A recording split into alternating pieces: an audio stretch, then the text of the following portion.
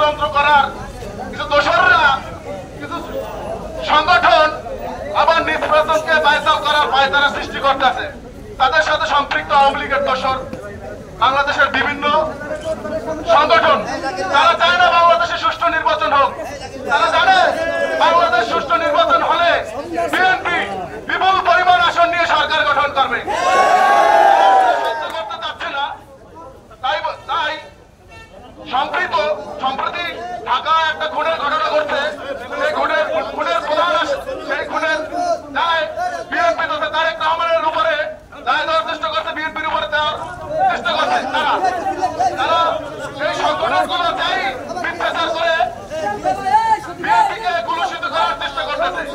আসল সত্য ওইটার প্রধান যে আসামি, সে এনসিপি ও শিবিরের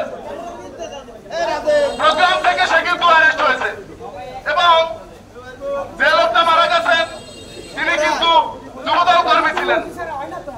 শুধু এই একটাই নিয়েই তারা বিভিন্ন রালে বিএনপির বিরুদ্ধে ঘটনা শুরু করছে। আপনি দেখেন খুলনায় গুলি করে পায়ে রক্ত কেটে যুবদল কর্মীকে হত্যা করা হয়েছে, সেটা নিয়ে কিন্তু তারা কথা বলছে না। খুন হয়েছে সেটা নিয়ে কিন্তু কথা বলছে না। এর থেকেই বোঝা যায় তারা দেশ নিয়ে কঠিন চক্রান্তে ষড়যন্ত্রে লিপ্ত। আমরা বলতে চাই, আমরা বলছি আমরা ধৈর্য ধরবো, আমরা নির্বাচন চাই। আপনারা এমন কোন কাজ করবেন না আমাদের ধৈর্যের বাঁধ যেন ভেঙে না যায়।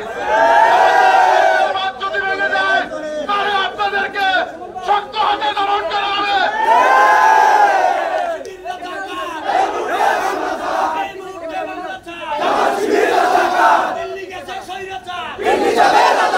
আমি বলবো বাংলাদেশ জাতীয়তাবাদী যুবদল আমরা সব সময় ঐক্যবদ্ধ আছি এবং ঐক্যবদ্ধ থাকবো।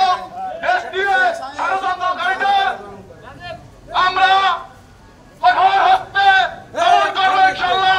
এই সমাপ্ত করে আমি আমার সংক্ষিপ্ত বক্তব্য শেষ করছি। আসসালামু আলাইকুম ওয়া রাহমাতুল্লাহি ওয়া বারাকাতুহু। ভয় নাই, রাজপথ ছাড়ি নাই।